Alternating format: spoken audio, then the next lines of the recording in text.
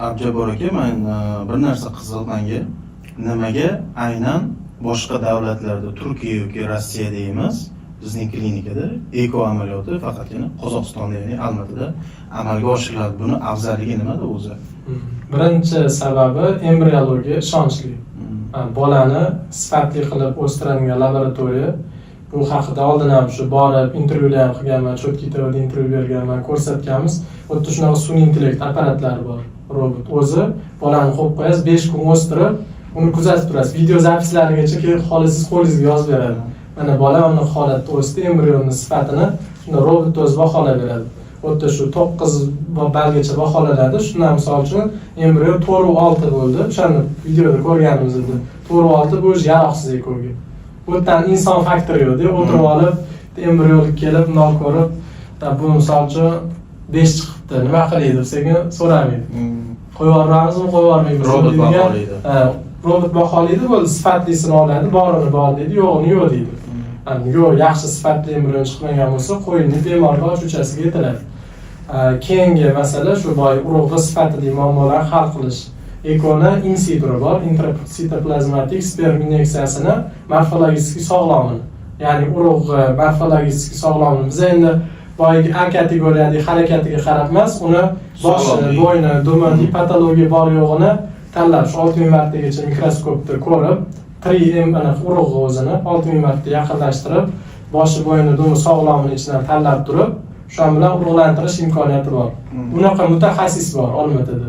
Hali O'zbekistonda shu IMSI qiladigan mutaxassis o'zi yo'q birinchidan, lekin u akulyarni olib kelish qiyin ish emas. 6000 martagacha kattalashtiradigan akulyarni olib kelish mutaxassis muammo. Mutaxassisga misol uchun o'tda yetarlicha bemor bor-da, u eko IMSI qilinishi uchun. Endi bu yoqda misol olib kelsangiz, o'tda IMSIga kerakli odam topib bera olmasangiz, u siz beradigan pulga ishlamasligi mumkin, IMSI qiladigan mutaxassis. Keyingisi PIXI usuli bor. Ekoni PIXIda o'sha DNK fragmentatsiyalari ozgina balandroq bo'lsa, masalan 20-25-30% chiqadigan holatda urug'i DNK fragmentatsiyaga uchramagan sog'lomini saralab olish imkoni bor. Shu bilan ekoda urug'lantirsa, keyin bolani sog'lom bo'lishi, uni tushib qolish ehtimollari kamayadi. Bundan ham yaxshi tarafi keyin genetik laboratoriya kuchli. O'sha Moskvadagi Genomet degan laboratoriyaning Olmaotada filiali bor. O'sha yerda o'zida SMP yo'q hozircha, shu NGS tekshiruvi bor. NGS o'zini tekshirsa bo'ladi, ya'ni embrion sog'lom nosog'lomligini bilib turib, 46 ta xromosomasini. Lekin baribir SMPga, ya'ni ham chuqurroq tekshiruvga Genometga jo'natiladi. Moskvaning o'ziga jo'natib turib, o'sha 1-1,5 oyda chiqadigan tekshiruv bor. Bolani to'liq, masalan, xromosomani bilsangiz, bunda ikkita palichka bo'lsa, endi har bitta palichkaning o'zida ham chastlar bor-da, xromosomani. Shu har bitta chastini ko'rib chiqadigan tekshiruvlar bor. Shu chastida o'zgarishlar bor yo'qligini chuqurlashtirib bilib beradi. O'sha bolani siz 100% sog'lom nosog'lomligini oldindan bila olasiz. Nasldan naslga o'tadigan irsiy kasalliklarni oldini olishga, misol uchun xotin keladi, qarindosh.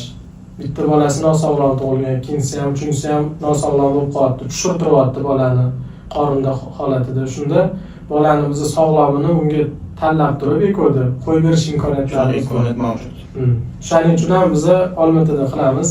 Birinchisi shu ishonch, ikkinchisi biz xohlagan metodlar yo'lda bor.